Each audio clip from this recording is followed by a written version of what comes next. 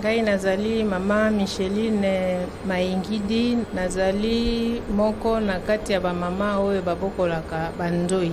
Ekamwisi biso komona bamama pe bamipesi na makambo ya kobokola banzoi. Yebisana na biso ndenge nini likanisi wana eyaki? Likanisi wana eyaki po lelo biso tebi ko mokili mobimba ezali kosala makasi kobundisa ba pratique oyo ezali contre ba déforestation, ezali contre ba changement climatique. Nde tomonaki ke banzoi bazali une importance capitale. Nzoi nde soki azangi na mboka tokozwa bilei te. Ye nzoi wana asalisaka biso po tokoka kosala agriculture de façon durable. Nzoi wana asalaka jouaka rôle monene mpona kopolliniser banzete bafleur po ebota. Comme esalisaka biso eza na litomba monene na kati ya bilanga oyo elesaka biso bato, eza na litomba na kati ya zamba. Nde yango na tomonaki ke topokola banzoi bakuma ebele po soki mboka soki ezangi banzoi tokokufa nzala tokolia te. Mama, ezali risque te ba mama kobokola banzoi toyebi bazalaka mwa matata basuaka bakoki kopesa pe pasi tango basui motu, me ndenge nini bosali risque nano ya liboso epi ndenge nini bozosala mpona kobokola banzoi? Kobokola banzoi ezali likanisi malamu, tozwaki bato bankadraki biso na lisungi ya Enabel.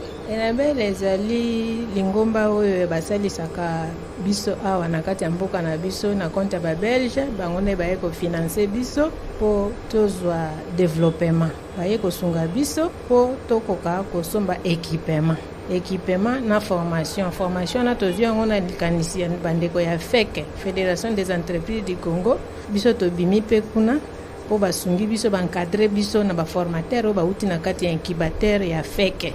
Nde tozwi mayele, tozwi siko bamoyen na makanisi technique, nde tokomi kobokola banzoi. Toza pe na bana na biso ya basi po baza ba jeune tokoka koréduire pauvreté biso moko po tokoka kozwa autonomisation économique na biso. Nde yango wana tokomaki na niveau wana ya kobokola banzoi. Nano produit phare na biso ezali miel oyo tobengi mafuta ya nzoi. Mafuta ya nzoi wana esalisaka mpona santé, mafuta ya nzoi wana esalisaka mpona bamaladi. Nde yango wana tokosala miel pure, tozosala yango mpe na babilanga na biso. Ntango tobandi kolakisa mpe bana na dès le bas âge, bana wana bakokoma na niveau ya korespecte mpe nzoi po mingi ezalaka ntango omoni nzoi botumbi, ntango botumbi moto bakufi biso tolingi makambo wana te po azali na importance capitale. Message nini okoki kopesa na mokili mobimba makambo etali banzoi? Nzoi azali eloko ya kobebisa te, azali nyama ya kobebisa te. Po nzoi na nzela ya nzoi tokozwa santé ya malamu à travers miel. Na nzela ya nzoi bazamba na biso ezali kokoma malamu, klima na biso pe ezali kozala malamu. Na nzela ya nzoi tozali kozwa ba produit ebele ezali kaka miel te, tokozwa ba cire, tokozwa ba piqûre d'abeille. Nzoi soka sui yo ezali kaka pasi te, nzoi soka sui yo ezali pe vaccin.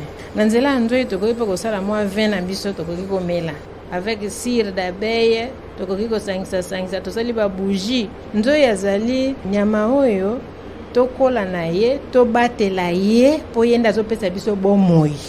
Mama Micheline, topesi yo matondi.